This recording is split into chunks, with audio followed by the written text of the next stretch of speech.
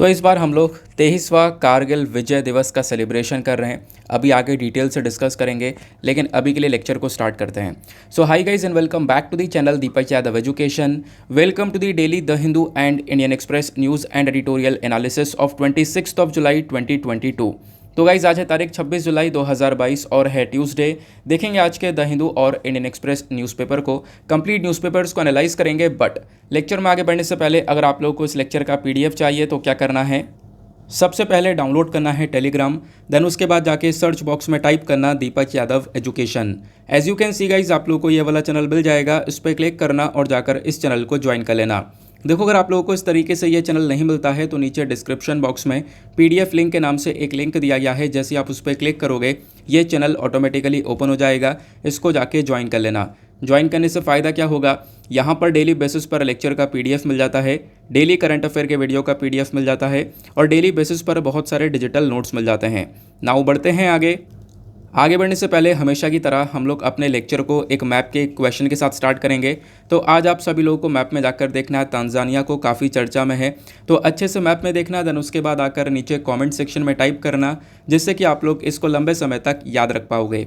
साथ ही साथ एक क्वेश्चन सॉल्व करेंगे जो कि यूपीएससी प्रीवियस ईयर साल 2021 के प्रीलिम्स में पूछा गया था। डेली बेसिस पर हम लोग यहाँ पर एक प्रीवियस ईयर क्वेश्चन को भी सॉल्व करते हैं। क्वेश्चन काफ़ी सिंपल सा है। क्वेश्चन क्या बोलता है, विद रेफरेंस टू इंडिया के रेफरेंस में बात करें तो कुछ टर्म्स यहाँ पर दी गई हैं, हल्बी हो कोई, तो ये जो टर्म है ये किस चीज़ से संबंधित हैं ये आपको बताना है। ऑप्शन ए बोलता है dance forms of north west India, option B musical instruments, option C prehistoric cave paintings या फिर ऑप्शन डी ट्राइबल लैंग्वेज। तो इसका सही आंसर आप सभी लोगों को नीचे कमेंट सेक्शन में देना है। एटलीस्ट सभी को इसमें पार्टिसिपेट करना है, जैसे मैं आप लोगों से डेली बेसिस पर बोलता हूँ। बाय द वे, इसका जो करेक्ट आंसर है वो मैंने आपको टेलीग्राम पर प्रोवाइड करवा दिया है, वहाँ से भी आप लोग चेकआउट कर सकते हो। अगर वहाँ पे आंसर नहीं मिलता है तो भी कोई परेशान होने की ज़रूरत नहीं है, वीडियो के लास्ट में इसके करेक्ट आंसर का डिस्कशन हम लोग करेंगे। तो चलो शुभारंभ करते हैं और चलते हैं सबसे पहले अपने थंबनेल वाले और एक बहुत ही ज़्यादा इंपॉर्टेंट आर्टिकल की तरफ, जो कि हमारे आज के न्यूज़पेपर के अंदर भी कवर किया गया है। तो आज है 26 जुलाई को हम लोग सेलिब्रेट करते हैं कारगिल विजय दिवस। अब तो ये जो अब की बार का दिवस है ये लगभग आप कह सकते हो 23वां है। तो 23 साल हो चुके हैं कारगिल वॉर को। वॉर कब हुई थी, ये वॉर हुई थी 1999 के अंदर। तो इस वॉर में इंडिया ने जीत को हासिल किया था, तो तब से हम लोग यहाँ पे कारगिल विजय दिवस का सेलिब्रेशन कर रहे हैं। अभी मैं आपको डिटेल से बताऊंगा आखिरकार ये कारगिल वॉर था क्या। काफ़ी सारे जो इंपॉर्टेंट पॉइंट्स हैं ना वो आपको मैं थोड़े से कम टाइम में बताने वाला हूँ। पहले मैं आप लोगों को लोकेशन दिखा देता हूँ ताकि चीज़ों को आप लोग आगे अच्छे समझ पाओ। तो यहाँ पे जो आपको लोकेशन दिख रही है ये जो है ये LOC है, that is line of control. Line of control के जो पीछे वाला हिस्सा है ये पाकिस्तान ऑक्यूपाइड कश्मीर वाला, इसको पाकिस्तान ने कब्जा रखा है इलीगल तरीके से। हालांकि ये इंडिया का हिस्सा है, पाकिस्तान ने कब्जा रखा है इसको। अब यहीं पर ये जो LOC वाली लाइन आपको दिख रही है, LOC के पास में ही आपको कारगिल वाली जगह देखने को मिल जाती है।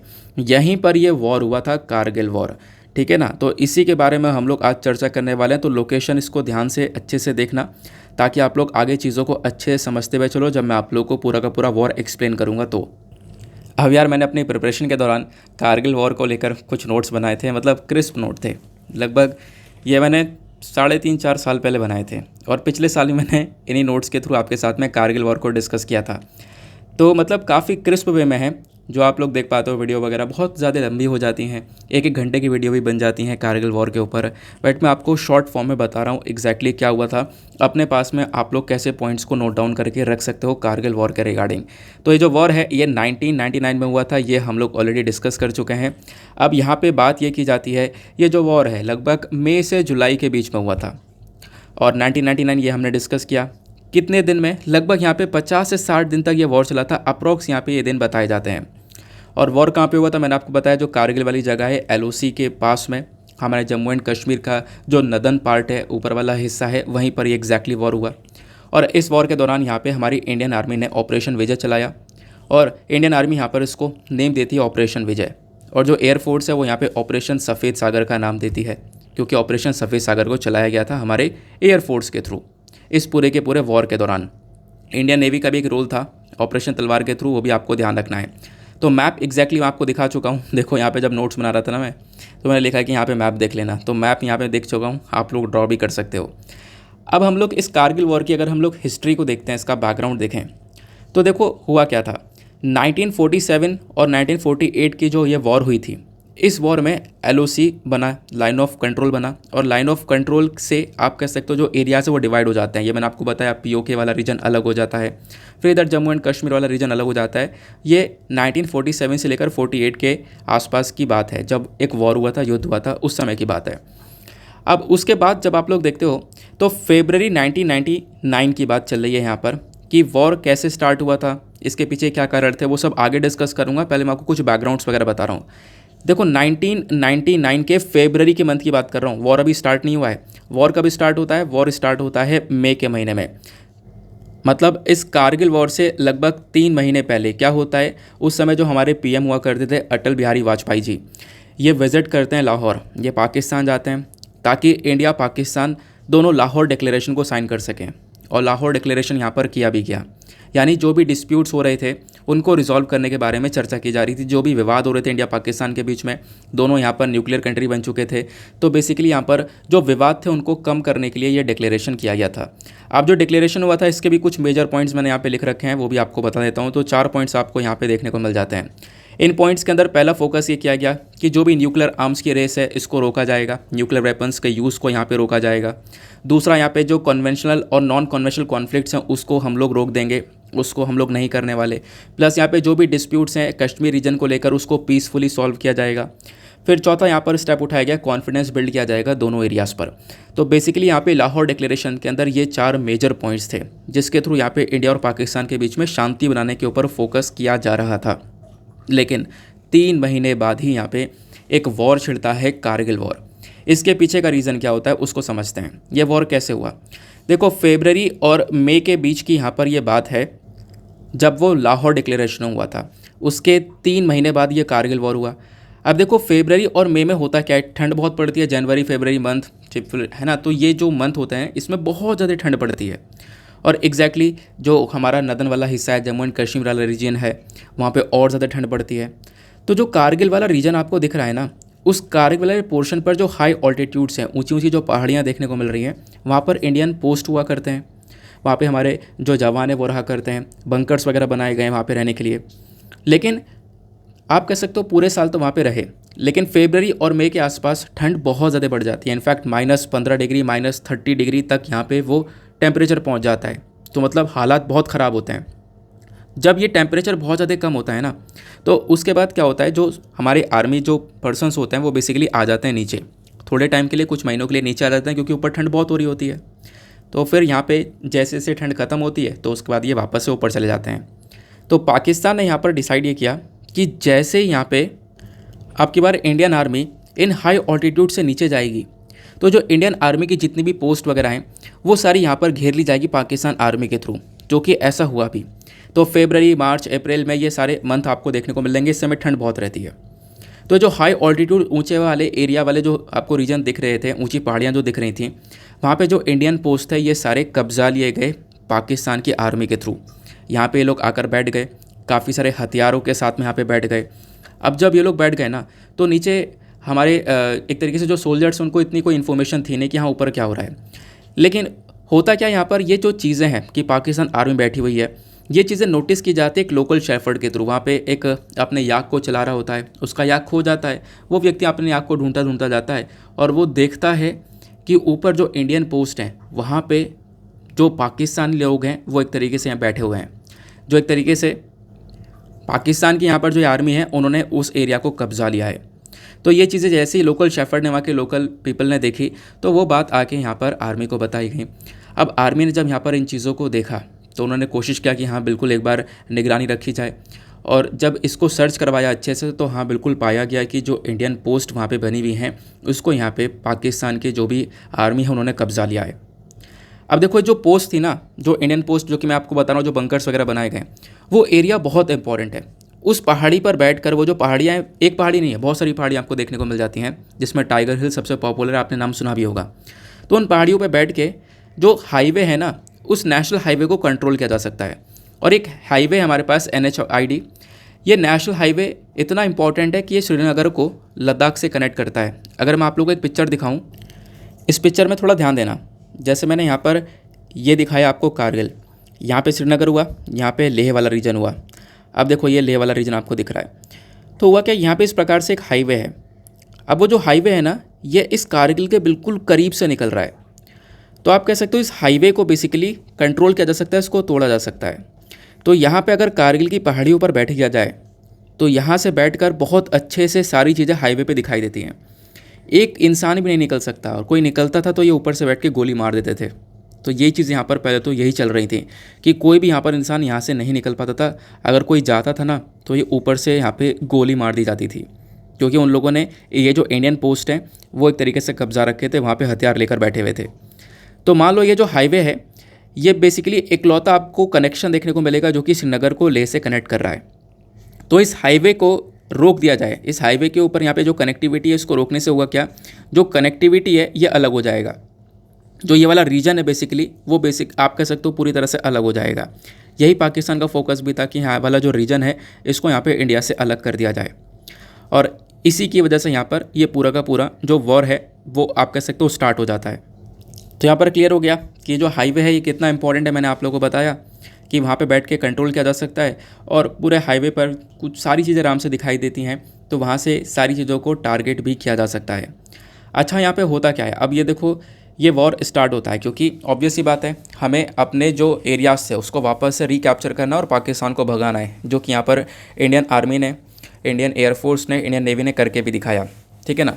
अब पाकिस्तान का एम क्या था ये मैं आपको बता चुका हूँ। पाकिस्तान का यहाँ पर एम मेजर ये था कि वो जो लिंक है ना, जो लिंक बना हुआ है जो कि कश्मीर लद्दाख को कनेक्ट कर रहा है, उस लिंक को तोड़ दिया जाए। वो इसका एक मेजर गोल था, जैसे मैंने अभी आप लोगों को बनाकर दिखाया है। वैसे कि जो अभी मैप है वो थोड़ा सा नया मैप है, और पहले वाला जो मैप है वो अलग हुआ करता था। ठीक है। अब देखो यहाँ पे बात क्या होती है, इस पूरी वॉर को रात में लड़ा गया था। रात में क्यों लड़ा गया था, उसके पीछे का भी एक कारण है। जितने दिन ये वॉर चली है रात में चली है, उसके पीछे का कारण यह है कि जितनी भी आपको पहाड़ियाँ दिख रही हैं, इस पहाड़ियों पे वो ऊपर जाके बैठे हुए थे पाकिस्तान के लोग। अब जब वो ऊपर बैठे हुए थे ना, तो नीचे से अगर कोई इंडियन सोल्जर जाता था चढ़ाई करते हुए ऊपर, ऑब्वियस सी बात है यहाँ पे दौड़ नहीं सकते, कुछ नहीं कर सकते, यहाँ पे चढ़ के जाना पड़ेगा। तो आराम से ये लोग ऊपर से गोली मार देते थे, बहुत आराम से ऊपर से गोली मार दी जाती थी, और इसी में हमारे बहुत सारे जो जवान हैं वो भी शहीद हो गए थे इस पूरे वॉर के अंदर। तो कंट्रोल करके बैठे थे हायर पोजीशन को, और वहाँ से एक तरीके से टारगेट कर रहे थे हमारे सोल्जर्स को, और जो हमारे सोल्जर्स हैं वो बेसिकली उस एरिया को कैप्चर नहीं कर पा रहे थे। ये काफ़ी दिक्कतें आ रही थी। फिर उसके बाद चारों तरफ से धीरे धीरे घेरा गया, और फिर उसके बाद जो पहाड़ियाँ हैं उसको यहाँ पे कब्जाया गया, और बोला गया कि 4 जुलाई तक क्या होता है, 4 जुलाई तक इंडियन आर्मी जो है ना बहुत सारे इंपॉर्टेंट पीक्स को वापस से कैप्चर कर लेती है। वहाँ से पाकिस्तानी की जो भी यहाँ पे लोग थे इन सबको यहाँ पे ख़त्म कर दिया जाता है। तो जैसे टाइगर हिल हुआ, तोला लिंग हुआ, और भी बहुत सारी हिल्स आपको देखने को मिलती हैं। तो इन सभी हिल्स पर जो इंडियन आर्मी है वो वापस से पहुँच जाती है, उन एरियाज़ को वापस से कैप्चर कर लेती है 4 जुलाई तक। अच्छा, तो ये 26 जुलाई का क्या रोल है मैं आपको आगे बताऊँगा। अभी फ़िलहाल हम लोग 4 जुलाई तक पहुँचे हैं कि यहाँ पे इंडिया ने लड़ना स्टार्ट किया। हम लोग ऊपर चढ़ते थे तो फिर ये ऊपर से गोली मार दिया करते थे। धीरे धीरे यहाँ पर ये वॉर स्टार्ट हुआ, और उसके बाद में यहाँ पर जो लोग हैं, हमारे जो इंडियन सोल्जर्स, इंडियन आर्मी है, वो यहाँ पे वापस से अपने हिल्स को कैप्चर करने लगी, अपने एरियाज़ को वापस से कैप्चर करने लगी। अब होता क्या है, इस दौरान जब पाकिस्तान हारता हुआ नज़र आता है तो जो पाकिस्तान के पीएम थे ये पहुँच जाते हैं। पाकिस्तान के पीएम कौन थे उस समय, नवाज शरीफ। ये पहुँच जाते हैं यूएस के पास में मदद मांगने के लिए। यूएस के अंदर उस समय प्रेसिडेंट हुआ करते थे बिल क्लिंटन। तो बिल क्लिंटन से यहाँ पे मदद मांगने गए, लेकिन हुआ क्या, बिल क्लिंटन ने यहाँ पे खुद फटकार लगा दी पाकिस्तान के पीएम की, और बोला कि जो अपने ट्रूप्स हैं ना ये तुमने भेजे थे, इनको वापस से पुल आउट कर लो और इनको वापस से निकालो, आपने ही यहाँ पर भेजे हैं। तो बेसिकली यहाँ पे फिर पाकिस्तान का ऑर्डर आया कि जो भी यहाँ पे इनके आर्मी हैं उन सबको वापस से पुल आउट किया जाए, उस रीजन से बाहर निकाला जाए। ठीक है, ऐसा चलता रहा। फिर उसके बाद 26 जुलाई फाइनली डेट आती है। 26 जुलाई को क्या होता है, देखो वैसे तो 4 जुलाई को ज़्यादातर एरियाज़ कैप्चर कर लेते हैं हम लोग, लेकिन 26 जुलाई में ये होता ये है कि जितनी भी पहाड़ियाँ थी वहाँ पे, बहुत सारी पहाड़ियाँ थी, उन सभी पर छोटी जगह पर ये पाकिस्तान के लोगों ने कब्जा लिया था, पाकिस्तान की आर्मी ने यहाँ पे कब्जा कर रखा था। अब 26 जुलाई तक होता यह है कि चुन चुन कर सबको मार दिया जाता है सारी पहाड़ियों से। अब वो जो पूरा का पूरा एरियाज़ है वो एरिया पूरा का पूरा भारत के पास में आ जाता है। तो ये बेसिकली 26 जुलाई है, और 26 जुलाई में हम लोग अपने फ्लैग को भी लहरा देते हैं, वो बेसिकली कारगिल दिवस के तौर पर देखा जाता है। आई होप आपने यहाँ पर बहुत सिंपल शब्दों में, मैंने बिल्कुल शॉर्ट फॉर्म में बताया, मतलब जितना शॉर्ट कर सकते हैं उतने शॉर्ट वे में आप लोगों को यहाँ पे समझाने की कोशिश की है। तो ये बात हो गई। देन उसके बाद में यहाँ पर ये जो पूरा वॉर हुआ, इस वॉर के अंदर जैसे मैंने आपको बताया हमारे बहुत सारे जो जवान हैं वो शहीद हुए। और फिर उसके बाद में आप देख पाओगे परमवीर चक्र अवार्डीज़ देखने को मिल जाएंगे। बहुत सारे जवानों को परमवीर चक्र दिया गया। मनोज कुमार पांडे हैं, विक्रम बत्रा, योगेंद्र सिंह यादव, संजय कुमार। फिर उसके बाद में इस कारगिल वॉर में हम लोगों ने क्या क्या हथियार यूज़ किए थे, देखो ये भी चीज़ें मेंशन कर रखी हैं। तो इसके अंदर हमने बोफोर गन का इस्तेमाल किया था। बोफोर बेसिकली जो तोप है उसका इस्तेमाल किया था। इस तोप ने बहुत फ़ायदा दिया था। इस तोप से लगभग आप कह सकते हो कि 40 किलोमीटर तक के एरिया तक हम लोग अटैक कर सकते थे वहाँ पर। तो ये बोफोर से काफ़ी मदद मिली है। प्लस यहाँ पे इस पूरे कारगिल वॉर में इंडिया ने भी मदद करी थी। जब भी मैं इंडिया इजराइल के रिलेशन पढ़ाता हूँ तो आपको पता होगा, मैं हमेशा ये ज़रूर ऐड कर देता हूँ उस रिलेशन के अंदर कि 1999 में इजराइल का एक सपोर्ट आया था। तो इजराइल ने भारत को यहाँ पे सपोर्ट किया था इस पूरे वॉर के अंदर में। कुछ आर्मामेंट्स, ठीक है, कुछ यूएवी यानी कि कुछ ड्रोन्स वगैरह भी यहाँ पे प्रोवाइड करवाए थे। क्लियर हो गया। अब ये पूरा जब वॉर समाप्त हुआ, जब यहाँ पे पाकिस्तान को खदेड़ कर भगा दिया पूरी तरह से, हालात ये हो चुकी थी कि पाकिस्तान अपने ही देश के जवानों को वापस नहीं ले रहा था, नकार दिया कि हमारे देश के हैं ही नहीं। ये हालात हो चुकी थी पाकिस्तान की। तो इस पूरे कारगिल वॉर के बाद में रिज़ल्ट क्या निकल कर आता है, देखो रिज़ल्ट ये निकल कर आता है इंडिया में अटल बिहारी जी। तो अटल बिहारी वाजपेयी जी को एक भारी भरकम यहाँ पर जीत हासिल होती है। 303 सीट से यहाँ पर ये जीतते हैं 13th लोकसभा इलेक्शंस को अक्टूबर 1999 में। ठीक है, पूरी वॉर के बाद की बात हो रही है। 26 जुलाई को वॉर ख़त्म हो जाता है। फिर उसके बाद में पाकिस्तान में क्या होता है, इंडिया में तो देख लिया हमने क्या हुआ, अटल बिहारी वाजपेयी जी जीत कर आते हैं। यहाँ पे पाकिस्तान में क्या होता है, पाकिस्तान का जो जनरल है परवेज़ मुशर्रफ, जिसने यहाँ पर ये पूरा का पूरा जो ये वॉर है ना, इसके पीछे का रीज़न ये था वहाँ का जनरल। और पाकिस्तान में आपको पता है कि जो जनरल है ना, वो यहाँ पे पाकिस्तान के जो पीएम हो या कुछ भी हो, किसी की भी सुनता नहीं है। और ऐसे यहाँ पर हुआ, परवेज़ मुशर्रफ ने ही यहाँ पर ये सारे काम किए थे। एक बहुत बड़ा हाथ था परवेज़ मुशर्रफ का, हालांकि पाकिस्तान के पीएम का ही बहुत बड़ा हाथ था। लेकिन अगर आप लोग देखोगे तो पाकिस्तान के पीएम का जो इस कारगिल वॉर में हाथ था ना, वो थोड़ा सा कम था, लेकिन परवेज़ मुशर्रफ सबसे बड़ा जिम्मेदार था। इसने करा भी क्या। अब यहाँ पे क्या होता है, जब कारगिल वॉर ख़त्म होता है, यहाँ पे पाकिस्तान हार जाता है, तो वहाँ के पीएम और साथ ही साथ वहाँ के जनरल के बीच में एक लड़ाई सी चल जाती है। ब्लेम गेम चल रहा होता है कि हाँ इसकी वजह से हारे हैं, उसकी वजह से हारे हैं। तो परवेज़ मुशर्रफ यहाँ पे कू कर देता है, मतलब तख्ता पलट कर देता है अगेंस्ट पीएम शरीफ। तो पाकिस्तान के जो पीएम हैं शरीफ, वो बेसिकली यहाँ पर इनके अगेंस्ट में तख्ता पलट कर दिया गया 12 अक्टूबर 1999 में। तो दोनों जगह पर ये कुछ रिजल्ट्स निकल कर आते हैं, इंडिया में क्या हुआ, पाकिस्तान में क्या हुआ, वो सारी बातें बताई गई हैं। तो ये पूरा कारगिल वॉर जो कि आप लोग को बहुत डिटेल से पढ़ना होता है, ये सिर्फ और सिर्फ 4 पेज के अंदर ख़त्म कर दिया है। वो भी थोड़ा राइटिंग को मैंने ओपन करके लिख रखा था उस समय पर। तो ये आपको कारगिल वॉर देखने को मिल जाएगा। ये चीज़ें मैं पीडीएफ में दे दूँगा, आप लोग बता देना कि ये जो पूरा नोट है ये पीडीएफ के अंदर दे दूँ या ना दूँ, क्योंकि बहुत से लोग कहेंगे कि यार ये हमारे काम का नहीं है, लेकिन बहुत काम का है, हेल्प करेगा। आगे आते हैं। तो आई होप आपको पूरी तरह से कारगिल वॉर समझ में आ चुका है। कारगिल विजय दिवस हम लोग क्यों सेलिब्रेट करते हैं, यह वॉर क्या था, वो आपको सभी चीज़ें क्लियर हो चुकी होंगी। ये हमारे लिए वैसे भी इंपॉर्टेंट टॉपिक है और एग्ज़ाम के लिए भी बहुत ज़्यादा इंपॉर्टेंट है। ना आगे बढ़ने से पहले वीडियो पे यार जो लाइक का बटन है उसको दबा देना, जो हमारा टारगेट है 5K प्लस लाइक का। आई होप आप लोग यहाँ पर इसको आज भी अचीव करवाने वाले हो। साथ ही साथ में इंस्टाग्राम पे जाके मेरे साथ में कनेक्ट हो सकते हो। इंस्टाग्राम पे जैसे ही जाओगे सर्च बॉक्स में टाइप करना दीपक यादव एजुकेशन, ये आपको प्रोफाइल मिलेगा। यहाँ पे आप लोग मेरे साथ में कनेक्ट कर सकते हो और कनेक्ट कर अपनी क्वेरीज़ यहाँ पे बता देना। मैं कोशिश करूँगा कि क्वेरीज़ का रिप्लाई किया जाए। कोशिश वैसे मैं डेली बेसिस पर कर रहा हूँ कि जो भी क्वेरीज़ पेंडिंग है उनका भी रिप्लाई दिया जाए। आप सोच रहे होंगे यार 20 मिनट लगा दिए एक टॉपिक पर, टॉपिक काफ़ी इंपॉर्टेंट था, ये आप लोगों को भी पता है, ठीक है ना। आज का न्यूज़पेपर बेकार है, एनालिसिस करना ही बेकार है। कुछ 3-4 आर्टिकल इंपॉर्टेंट है, मैं आप लोग को पूरा न्यूज़पेपर दिखा दूंगा। कुछ भी आज काम का नहीं निकल कर आया, कभी कभी होता है ऐसा। तो इस वजह से यहाँ पे मैंने पूरा वॉर का भी डिस्कशन किया। अब ये वाला जो आर्टिकल है ये बात करता है म्यांमार के कू के बारे में। देखो म्यांमार में ऑलरेडी हालत जो है ना वो पिछले साल से ख़राब है। पिछले साल फरवरी में क्या किया गया, म्यांमार की जो मिलिट्री है उन्होंने वहाँ पर कू कर दिया, अगेन तख्ता पलट कर दिया। तख्ता पलट का मतलब है कि जितनी भी चीज़ें हैं वहाँ की जो पॉलिटिकल पार्टीज़ वगैरह हैं वो सब खत्म हो जाएंगी, डेमोक्रेसी ख़त्म हो जाएगी, सारी चीज़ें, पूरा का पूरा जो पॉलिटिकल सिनेरियो है, जो भी कंट्रोल है पूरे म्यांमार का, वो पूरा का पूरा म्यांमार की मिलिट्री के हाथ में आ जाएगा। और ऐसा हुआ तो म्यांमार की जो मिलिट्री है, इनकी जो जनता है, JUNTA, ठीक है, मिलिट्री की बात की जा रही है, इन्होंने ये काम किया। और इस जैसे ही ये पे मिलिट्री को होता है, लोग प्रोटेस्ट भी करते हैं क्योंकि लोगों का फ्रीडम छीन लिया गया। लोगों के पास में एक डेमोक्रेसी हुआ करती थी, लोगों ने खूब प्रोटेस्ट किया, लोगों ने मना किया कि देखो हम लोग को ये कोई मिलिट्री गवर्नमेंट नहीं चाहिए, हम लोग को वापस से डेमोक्रेसी चाहिए अपने देश के अंदर। तो प्रोटेस्ट हो रहा था, प्रोटेस्ट ऐसे ही बढ़ता रहा, लेकिन हुआ क्या, उस प्रोटेस्ट का नतीजा क्या निकला? नतीजा ये निकला कि वहाँ के मतलब ऐसा पहला देखने को मिल रहा है कि म्यांमार की खुद की मिलिट्री, एक पर्टिकुलर देश की मिलिट्री अपने ही लोगों को मार रही है। और ऐसा हुआ, काफ़ी सारे लोगों को मार दिया गया है। जो रिपोर्ट आती हैं वो बताती हैं 1000 से ऊपर लोगों को मार दिया गया है इस प्रोटेस्ट के दौरान, जो कि आने वाले टाइम पर पता चलेगा डिटेल से कि हाँ, ये और भी ज़्यादा नंबर हो सकता है, ठीक है ना। तो ये म्यांमार के बारे में मैंने आपको सारी बातें बताई हैं ना। हुआ क्या कि अभी देखो म्यांमार ने 4 लोगों को अभी मारा है, और इनका भी मतलब वही कनेक्शन जो है वो पॉलिटिकल पार्टी से था, उनको ही मार दिया गया। और म्यांमार के अंदर जो पहले वाली पॉलिटिकल पार्टी हुआ करती थी ऑन्ग सैन सू की, ठीक है ना, उस समय ऑन्ग सैन सू की एक तरीके से लीड कर रही थी और वो यहाँ पे म्यांमार को चला रही थी। बट जब से पिछले साल फरवरी 2021 के अंदर मिलिट्री को हुआ है, तख्ता पलट हुआ है, तब से सारी चीज़ें म्यांमार की मिलिट्री के हाथ में आ चुकी हैं।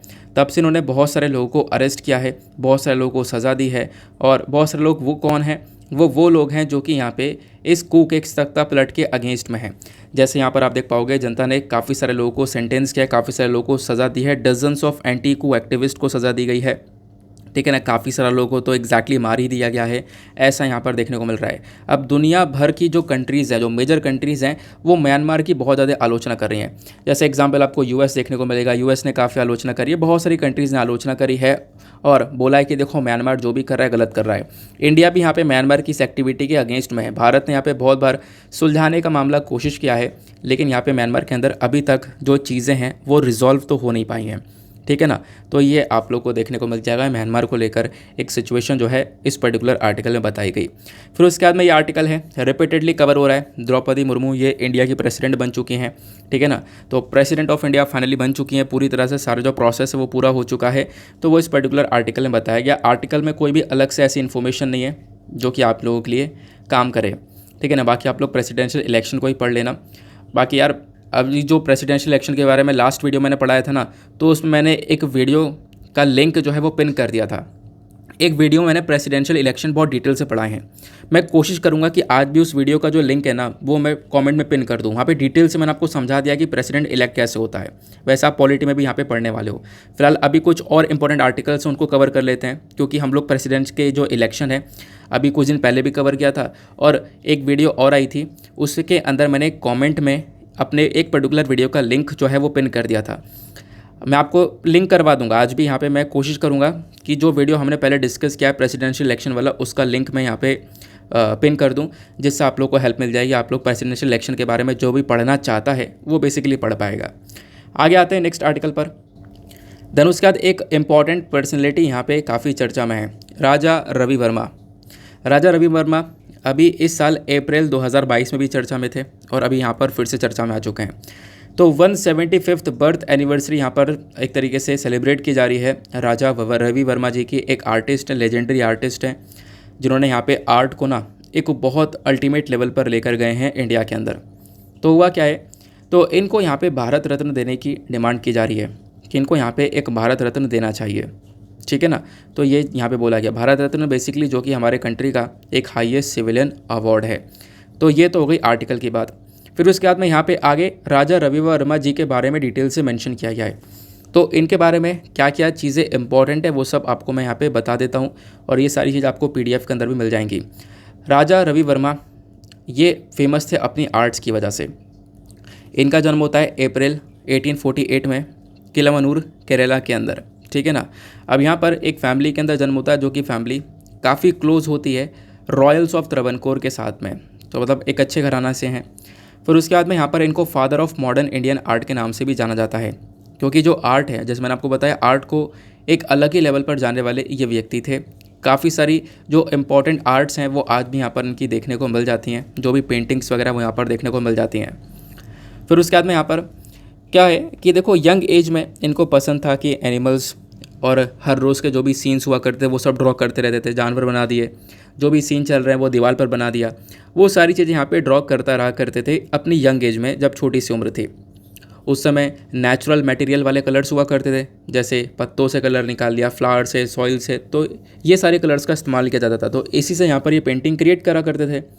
तो जैसे यहाँ पर जब छोटे होकर ये सारी पेंटिंग्स बनाया करते थे, तो इनके अंकल ने इस चीज़ को नोटिस किया, और नोटिस करने के बाद में इनके टैलेंट को एनकरेज किया, इसको और ज़्यादा बढ़ावा दिया, जिसकी वजह से यहाँ पर ये और ज़्यादा आगे ग्रो कर पाए।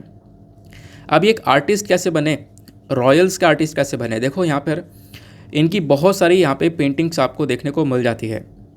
यहाँ पे बताया ये जाता है पूरे इंडिया में इन्होंने ट्रैवल किया अपने वर्क के लिए, ठीक है ना, काफ़ी काम किया, काफ़ी सारे लोगों के लिए इंस्पिरेशन भी रहे, काफ़ी सारे लोगों से इंस्पिरेशन भी लिया इन्होंने। बाकी यहाँ पे अगर हम लोग बात करें इनकी जो आर्ट फॉर्म है वो कैसी रहा करती थी, कैसी आर्ट बनाया करते थे, तो ज़्यादातर आप देख पाओगे इंडियन एस्पेक्ट्स के अंदर आपको आर्ट्स देखने को मिल जाएगी। मतलब ज़्यादातर जो इनकी इमेजेस हैं वो इंडियन गॉड्स और इंडियन गॉडेसेस को डेडिकेट करी गई हैं। ज़्यादातर ऐसी इमेजेस यहाँ पे आपको देखने को मिल जाती हैं। प्लस यहाँ पे कुछ इमेजेस हैं, लक्ष्मी को उन्होंने दिखाया है as a goddess of wealth, फिर उसका सरस्वती को as a goddess of knowledge, ठीक है, goddess of wisdom, lord Vishnu को दिखाया है। तो इस प्रकार से यहाँ पे अलग अलग जो हमारे गॉड्स एंड गॉडेसेस हैं उनकी इमेजेस यहाँ पर इनके थ्रू बनाई गई हैं, वो पेंट की गई हैं। तो ये बेसिकली यहाँ पर एक मेजर जो पेंटिंग एस्पेक्ट था ना इनका, वो यहाँ पर इसी चीज़ से संबंधित था। इंडियन गॉड्स एंड गॉडेसेस की काफ़ी सारी इमेजेस यहाँ पे ड्रॉ की गई, जैसा कि आप लोग को यहाँ पर दिख रहा है, ठीक है ना। बोला यह जाता है कि इनकी मृत्यु से पहले यहाँ पर इन्होंने लगभग 7,000 पेंटिंग्स ड्रॉ करी थी, ऐसा भी यहाँ पर बोला जाता है, जैसा इस आर्टिकल में अगेन मेंशन किया जा रहा है। तो इन्हीं को यहाँ पे ये जो भारत रत्न अवार्ड है, हमारे देश का हाईएस्ट सिविलियन अवार्ड है, ये देने के बारे में चर्चा की जा रही है कि इनको यहाँ पर ये अवार्ड देना चाहिए। तो आर्टिकल हो गया ख़त्म। इसको वैसे आप लोग जीएस पेपर 1 से रिलेट कर पाओगे। जीएस पेपर 1 के अंदर हमारे सिलेबस में इंपॉर्टेंट पर्सनैलिटी का एक टॉपिक देखने को मिलता है, वहाँ से आराम से रिलेट हो जाएगा। आगे आते हैं अगले आर्टिकल पर, लेकिन उससे पहले मैं आपको बता दूं, देखो आपको जो पीडीएफ मिलता है ना, उस पीडीएफ में ये सारे पॉइंट्स मिल जाते हैं। काफ़ी सारे लोगों के फ़ोन में जो पीडीएफ है वो ओपन तो होता है, वो पॉइंट्स नहीं मिल पाते। तो देखो इन सारे पॉइंट्स को लेने के लिए आप लोग एक ऐप और डाउनलोड कर लेना, जिसका नाम है एडोब एक्रोबैट। जैसे आप लोग इस पीडीएफ को उस वाले ऐप में ओपन करोगे, आपके सामने वाला सिंबल दिखेगा और यहाँ पे आप लोग क्लिक करोगे, जैसे ये सारे नोट्स नीचे ओपन हो जाएंगे। और ओपन होने के बाद में इसको एडिट वगैरह भी कर सकते हो, यार कॉपी पेस्ट भी कर सकते हो। काफ़ी सारे लोग पूछते हैं कॉपी पेस्ट कैसे किए जाएंगे, तो देखो सिंपल सा तरीका है। जैसे यहाँ पर इस पर आपने क्लिक किया, क्लिक करने के बाद में यहाँ पर आपको 3 डॉट दिख रहे हैं, इस पर आप लोग क्लिक करना और यहाँ पर आप देख पाओगे एडिट का ऑप्शन है। जैसे यहाँ पर क्लिक करूँगा तो इसको एडिट कर सकते हैं, कॉपी पेस्ट कर सकते हैं। तो आप लोग भी यहाँ पर कॉपी पेस्ट करके जो अपना टाइम है वो थोड़ा सा बचा सकते हो। ये सब आपको पीडीएफ में प्रोवाइड करवा दिया जाता है। आगे आते हैं ना, उसके बाद जब आप लोग अगले पेज देखोगे तो अगेन यहाँ पे प्रेसिडेंशियल इलेक्शन के बारे में चर्चा की जा रही है। काफ़ी सारे आर्टिकल है, कहाँ से बताई आई, सेरेमनी हो चुकी है, वो सारी बातें बताई जा रही हैं। उसके बाद मंकी पॉक्स वायरस के बारे में डिस्कशन किया गया है। मंकी पॉक्स वायरस हम लोग रोज़ाना रट ही रहे हैं। तो आप देख पा रहे होंगे आज का जो पूरा का पूरा न्यूज़पेपर है ना, वो काफ़ी बेकार है। मतलब इवन आप वर्ल्ड पेज भी देखोगे तो वर्ल्ड पेज पर कुछ भी नहीं है, कुछ भी पढ़ने लायक। तो आज का न्यूज़पेपर थोड़ा सा, चलो कोई बात नहीं है, लेकिन हम लोग अभी पहले अपने एडिटोरियल डिस्कशन पर चलते हैं, एडिटोरियल्स को कवर करेंगे। अच्छा, उससे पहले एक और छोटा सा आर्टिकल है, वो ये वाला है, इंपॉर्टेंट है ये वाला। इसको आप लोग जीएस पेपर 2 पॉलिटी से रिलेट कर पाओगे। यहाँ पे क्या मेंशन किया जा रहा है, सुप्रीम कोर्ट के कॉलेजियम सिस्टम के बारे में। कैसे यहाँ पे सुप्रीम कोर्ट के अंदर जो जजेस हैं वो अपॉइंट होते हैं, वो सारी बातें हमारे पॉलिटी के अंदर मेंशन है। मैं आपको थोड़ी देर में समझाता हूँ। देखो यहाँ पे क्या बोला जा रहा है, सुप्रीम कोर्ट का जो कॉलेजियम है, इन्होंने अभी रिकमेंड किया है लगभग 35 नाम को। जो 35 नेम है वो बेसिकली जजेस के लिए रिकमेंड करे गए हैं 6 हाई कोर्ट्स के अंदर। अब मतलब यहाँ पे कुछ जजेस को अपॉइंट किया जा रहा है, तो बेसिकली अपॉइंटमेंट के बारे में चर्चा की गई। देन यहाँ पे बताया गया कि कैसे कैसे अपॉइंटमेंट यहाँ पर हो रहा है। और आप लोग यहाँ पर देखोगे कि एग्जैक्टली नाम बताए गए हैं कि इस कॉलेजियम के अंदर कौन कौन है। तो कॉलेजियम के अंदर उदय उमेश ललित हैं, ठीक है, AM खानविलकर हैं। तो ये सारे लोग यहाँ पे कॉलेजियम सिस्टम के अंदर हैं, उस ग्रुप के अंदर हैं जो कि यहाँ पर इन सभी जजेस को अपॉइंट कर रहे हैं। और फिर कौन कौन से जजेस को अपॉइंट किया जा रहा है, वो सारे जजेस के नाम दिए गए। आपसे ना ये पूछा जाएगा ना ये पूछा जाएगा। पूछा क्या जाएगा, पूछा डायरेक्टली जाएगा कॉलेजियम सिस्टम, कि कॉलेजियम सिस्टम क्या है, कैसे वर्क करता है, कैसे जजेस को अपॉइंट किया जाता है। चलो डायरेक्टली इंपॉर्टेंट पॉइंट को कवर करते हैं ना फिर। तो कॉलेजियम सिस्टम की जब हम लोग चर्चा करते हैं तो पहले हम लोग इसके इतिहास को देखेंगे। कॉलेजियम सिस्टम एक बार में नहीं बनाया गया, धीरे धीरे आया था। धीरे धीरे यहाँ पर इस सिस्टम का इवोल्यूशन हुआ। सबसे पहले यहाँ पर फर्स्ट जज केस होता है 1981 के अंदर। मतलब यह है कि उस समय पर 1981 के आसपास की बात है, जो चीफ जस्टिस ऑफ इंडिया होते हैं, यानी कि जो सीजेआई, जैसे कि आज के टाइम पर एन.वी. रमन साहब हैं, तो जो चीफ जस्टिस ऑफ इंडिया होते हैं यही बेसिकली रिकमेंडेशन दिया करते थे कि हाँ भाई हमें इस जजेस को अपॉइंट करना चाहिए। तो जुडिशल अपॉइंटमेंट के लिए सीजेआई का रिकमेंडेशन आया करता था, 1981 के आसपास की बात है। लेकिन जब 1981 में ये सब कुछ हो रहा था तो सोचा यार कुछ ना कुछ बदलाव होना चाहिए, यहाँ पे अकेले व्यक्ति जजेस को अपॉइंट कर रहे हैं। तो ये चीज़ें देखते हुए 1993 के अंदर सेकंड जज के आया। सेकंड जज केस का मतलब है सुप्रीम कोर्ट ने एक कॉलेजियम सिस्टम को इंट्रोड्यूस कर दिया। कॉलेजियम सिस्टम जो है बेसिकली एवोल्यूशन कब से स्टार्ट होना हुआ, 1993 से। तो 1993 में सुप्रीम कोर्ट ने एक पूरा का पूरा ग्रुप बना दिया, जिसके अंदर ये जो ग्रुप है जो कुछ मेंबर्स होंगे और वो जो मेंबर्स हैं वो हमारे जजेस को अपॉइंट करेंगे।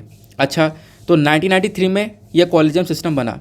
जब उस समय पर बना था तो इसमें सिर्फ और सिर्फ 3 मेंबर्स हुआ करते थे। कौन कौन? एक तो हमारे खुद चीफ जस्टिस ऑफ इंडिया हो गए और 2 सीनियर मोस्ट जजेस हो गए सुप्रीम कोर्ट के। तो ये 3 लोग मिलकर डिसाइड कर आपस में बातचीत कर जजेस को अपॉइंट किया करते थे। ये हो गई बात 1993 की। लेकिन क्या होता है, अभी भी बात नहीं बनी। 1998 में क्या होता है, इसके अंदर और जजेस को ऐड कर दिया जाता है, यानी इस कॉलेजियम सिस्टम को एक्सपैंड कर दिया जाता है और बढ़ा दिया जाता है। तो अब यहाँ पे कॉलेजियम सिस्टम के अंदर इस ग्रुप के अंदर 5 मेंबर्स हैं और करेंट टाइम पर भी कॉलेजियम के अंदर 5 मेंबर्स हैं। अब 5 मेंबर कौन कौन हैं? तो एक तो अगो है हमारे चीफ जस्टिस ऑफ इंडिया और 4 हमारे सीनियर और जजेस हो गए। तो ये जो 5 लोग हैं ये आपस में मिलकर डिस्कशन करके, कंसल्टेशन करके फिर डिसाइड करते हैं यहाँ पे जजेस को कैसे अपॉइंट करना है। तो जो सुप्रीम कोर्ट का कॉलेजियम सिस्टम है इसको हेड किया जाता है चीफ जस्टिस ऑफ इंडिया के थ्रू और 4 और जजेस होते हैं, तो टोटल 5 लोग हैं। और ऐसे यहाँ पे हाई कोर्ट का कॉलेजियम सिस्टम आपको देखने को मिलेगा। तो जो हाई कोर्ट का कॉलेजियम है ये लीड किया जाता है चीफ जस्टिस, जो हाई कोर्ट के चीफ जस्टिस हैं उनके थ्रू। साथ ही साथ 4 और यहाँ पे उस पर्टिकुलर कोर्ट के सीनियर जज होंगे, उस हाई कोर्ट के 4 और जज होंगे, वो बेसिकली यहाँ पे हाई कोर्ट वाले कॉलेजियम के अंदर रहेंगे। तो कॉलेजियम आपको समझ में आ चुका होगा, ठीक है ना।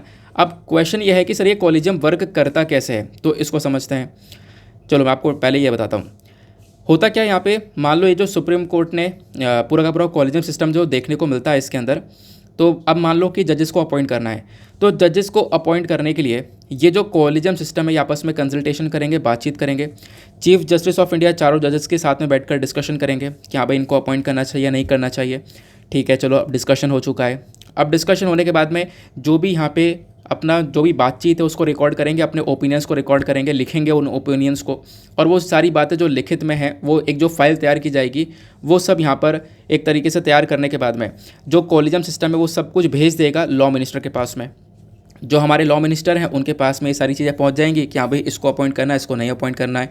अब वो लॉ मिनिस्टर है ना, वो यहाँ पर उस फाइल को फॉरवर्ड कर देंगे प्राइम मिनिस्टर को। प्राइम मिनिस्टर देखेंगे और प्राइम मिनिस्टर आगे एडवाइस करेंगे प्रेसिडेंट को, और लास्ट में प्रेसिडेंट यहाँ पर साइन करके बोल देंगे कि हाँ भाई आप जो है वो कोर्ट के जज बन चुके हो। तो इस प्रकार से यहाँ पे ये कॉलेजियम सिस्टम वर्क करता है। आई होप आपको बहुत सिंपल शब्दों में पता चल चुका है। अब देखो ये तो बात हो गई सुप्रीम कोर्ट के जज के अपॉइंटमेंट के बारे में। देन उसके बाद में मैंने आपको बताया कि हाँ इसके अंदर जो एक इंपॉर्टेंट रोल प्ले करते हैं कॉलेजियम सिस्टम के अंदर वो है हमारे चीफ जस्टिस ऑफ इंडिया।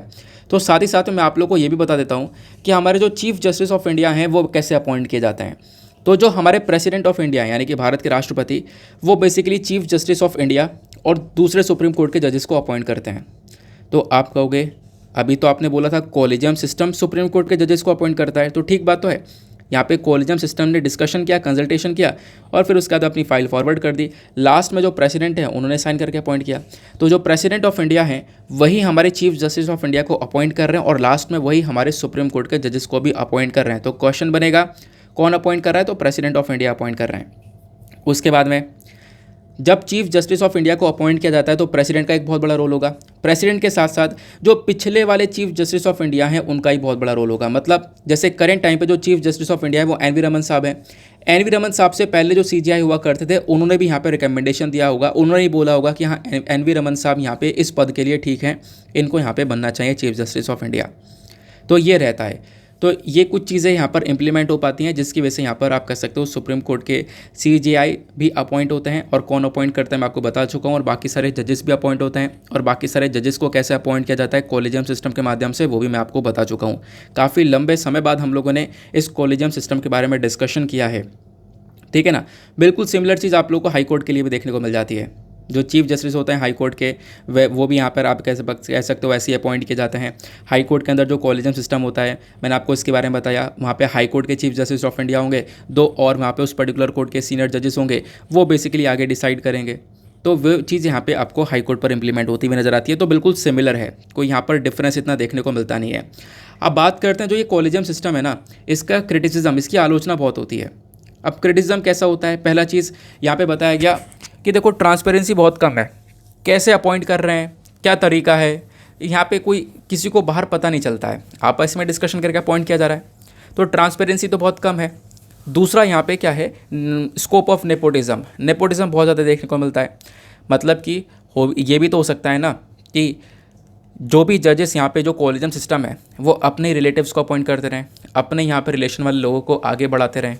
तो बेसिकली जो नेपोटिज्म है, जैसा आज के टाइम पर देखने को मिलता है सभी जगह पर, तो वो चीज़ें भी यहाँ पर होने की पूरी पूरी पॉसिबिलिटी है। तो इसके बेसिस पर आप कह सकते हो इसकी आलोचना, इसका क्रिटिसिज्म भी काफ़ी ज़्यादा होता है। हमारे संविधान के अंदर कहाँ कहाँ पर प्रोविज़न देखने को मिलते हैं सुप्रीम कोर्ट और हाई कोर्ट को लेकर, तो आर्टिकल 124 का जो क्लॉज 2 है, यहाँ पे आपको देखने को मिल जाएगा सुप्रीम कोर्ट के जजेस को कैसे अपॉइंट किया जाता है। यहाँ पे चर्चा की गई है, जैसा मैं आपको बता ही चुका हूँ कैसे यहाँ पे अपॉइंट किया जाता है। ठीक है ना, प्रेसिडेंट अपॉइंट करते हैं, कॉलेजियम सिस्टम का क्या रोल होता है वो डिस्कस कर चुके हैं। तो सुप्रीम कोर्ट के जजेस को लेकर जो चर्चा है वो हमारे संविधान में आर्टिकल 124 क्लॉज 2 के अंदर मेंशन की गई है। और हाई कोर्ट के बारे में जो चर्चा है वो आर्टिकल 217 के अंदर चर्चा की गई है। जैसे हमारे सेंट्रल लेवल पर प्रेसिडेंट होते हैं, प्राइम मिनिस्टर होते हैं, वैसे आप स्टेट लेवल पर देख पाओगे गवर्नर वगैरह होते हैं। ठीक है ना, गवर्नर हो गए और उसका चीफ जस्टिस ऑफ इंडिया हो गए, तो इनका एक बहुत बड़ा रोल होता है। क्लियर हो गया?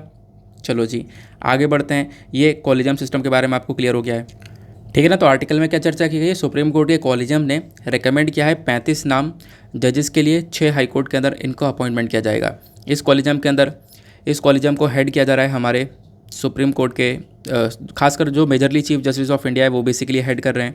और साथ ही साथ इस कॉलेजियम के अंदर आपको देखने को मिल जाएंगे जस्टिस यू ललित हैं और AM खानविलकर हैं। तो ये लोग आपको देखने को मिल रहे हैं, क्योंकि हाई कोर्ट के लिए जो कॉलेजियम सिस्टम है, कॉलेजियम जो ग्रुप है वो थोड़ा सा छोटा है। मैंने आप लोगों को इसके बारे में अभी डिटेल से नोट्स के अंदर समझा दिया था। ओके चलो आगे आते हैं, उसके बाद चलते हैं हम लोग अपने एडिटोरियल डिस्कशन पर, देखेंगे आज के इंपॉर्टेंट एडिटोरियल्स को। तो आज देखो यार ना, एडिटोरियल भी कुछ खास नहीं है। अगर आप लोग देखोगे तो 2 इंपॉर्टेंट एडिटोरियल्स देखने को मिल जाते हैं, एक ये वाला है और एक उसके नीचे ये वाला है। तो ये वाला जो है इसको तो मैं डिस्कस करूँगा नहीं, कहोगे क्यों नहीं डिस्कस करोगे। ये बेसिकली बेल रिफॉर्म्स के बारे में चर्चा करता है, और कल ही मैंने बहुत डिटेल से आप लोग को बेल रिफॉर्म्स के बारे में पढ़ाया है। जो कल वाला एडिटोरियल है ना, कल वाला जब आप लोग वीडियो ओपन करोगे तो उसके नीचे टाइम स्टाम्प है, तो मैं टाइम स्टाम्प आप लोग को प्रोवाइड करवा दिया करूँगा। उस टाइम स्टाम्प पे जब आप लोग जाओगे तो आपको बेल रिफॉर्म्स वाला एडिटोरियल मिल जाएगा, आप आराम से वहाँ से कवर कर सकते हो। बिल्कुल सिमिलर चीज़ें हैं। और बेल रिफॉर्म्स को लेकर एक और ऑथर ने यहाँ पे आर्टिकल रख रखा है, वो ये है। ये भी मैं ऑलरेडी डिस्कस कर चुका हूँ, कोई बदलाव नहीं है। आप लोग प्लीज़ एक बार जाके कल वाले वीडियो में से इस पर्टिकुलर टॉपिक को कवर कर सकते हो। लेकिन जो कुछ हटकर चीज़ आई है ना, उसको डिस्कस करेंगे। यहाँ पे मैं आप लोगों को बताने वाला हूँ स्पेस इंडस्ट्री के बारे में। स्पेस इंडस्ट्री के अंदर प्राइवेट का क्या बहुत बड़ा रोल है, और प्लस स्पेस टूरिज़्म के बारे में भी डिस्कशन करेंगे। स्पेस टूरिज़्म के बारे में थोड़ी कम चर्चा की गई है, लेकिन ये बहुत इंपॉर्टेंट टॉपिक है, ठीक है ना। पिछले कुछ दिनों से स्पेस टूरिज़्म लगातार न्यूज़ में बना हुआ है।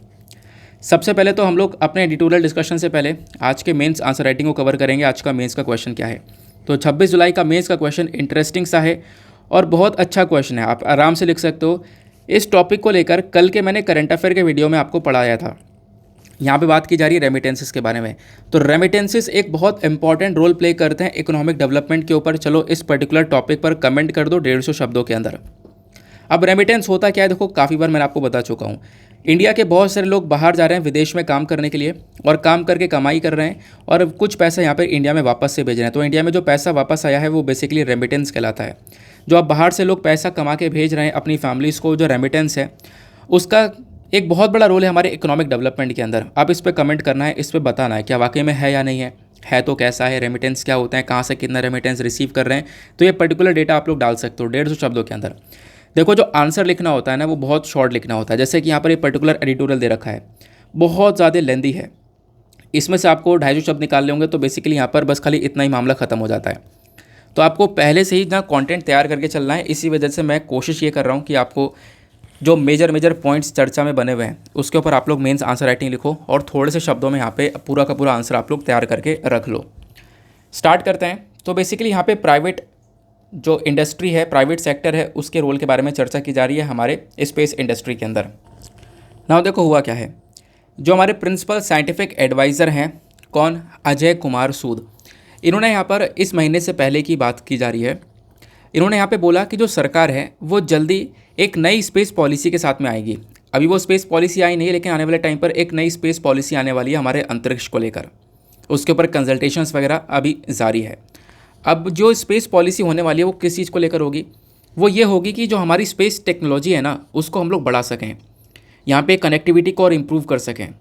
अब मतलब स्पेस की पावर को और स्ट्रेंथन किया जा सके भारत के अंदर, कैसे करेंगे। एक ही पर्टिकुलर बॉडी जो इसरो है, इंडियन स्पेस रिसर्च ऑर्गेनाइजेशन, वही काम कर रही है स्पेस सेक्टर के अंदर, तो कैसे ग्रो किया जाएगा।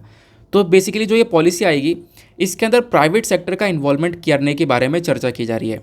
तो एक लॉन्ग टर्म के अंदर प्राइवेट सेक्टर का बहुत बड़ा इन्वॉल्वमेंट होने वाला है और कमर्शियल सेक्टर के साथ मिलकर काम किया जाएगा।